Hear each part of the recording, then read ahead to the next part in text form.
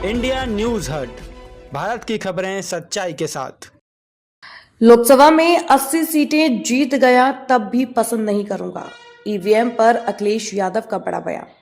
अखिलेश यादव ने Bhubaneswar vision India कार्यक्रम में खुलकर अपनी बात रखी है। एक बार फिर हमला बोला है।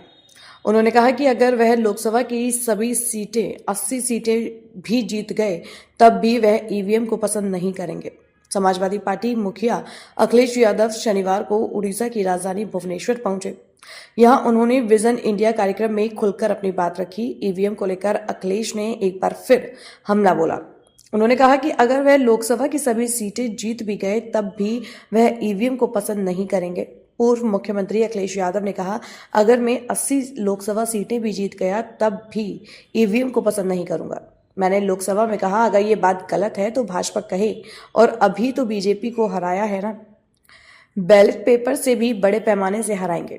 हम विकसित भारत बनाना चाहते हैं। मैंने कोट किया है कि जर्मनी में ये बात मानी जाती है कि अगर आप ईवीएम से वोटिंग कराएंगे तो असंवैधानिक माना जाएगा।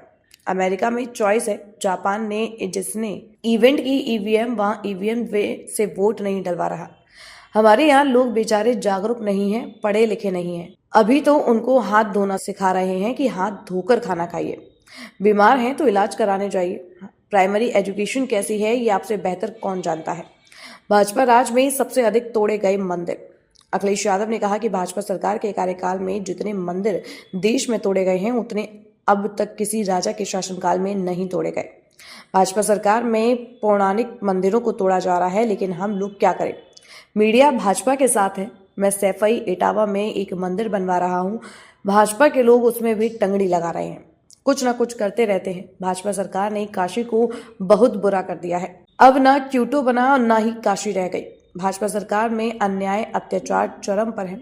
हम सबका लक्ष्य भाजपा को हटाना होना चाहिए। मैंने कहा कि मैं 80 लोकसभा भी जीत जाऊंगा तब भी ईवीएम नहीं पसंद करूंगा। मैंने लोकसभा में कहा। अगर ये बात गलत है तो बीजेपी कहे, और अभी तो हमने बीजेपी को हराया है ना, बैलेट से भी हराएंगे बड़े पैमाने पर। और हम विकसित भारत बनना चाहते हैं, तो हमारे जो डेवलप्ड कंट्री है दुनिया में, जर्मनी, मैंने कोट किया है और कई बार कोट किया और फिर कहता हूं कि जर्मनी में ये बात मानी जाती है कि अगर आप ईवीएम से वोटिंग कराएंगे तो अनकॉन्स्टिट्यूशनल माना जाएगा। अमेरिका में चॉइस है। जापान जिसने इन्वेंट की ईवीएम, वो ईवीएम से वोट नहीं डलवा रहा। और हमारे यहाँ तो लोग बेचारे जागरूक नहीं है, पढ़े लिखे नहीं है। अभी तो हम उन्हें हाथ धोना सिखा रहे हैं, हाथ धो के खाना खाइए।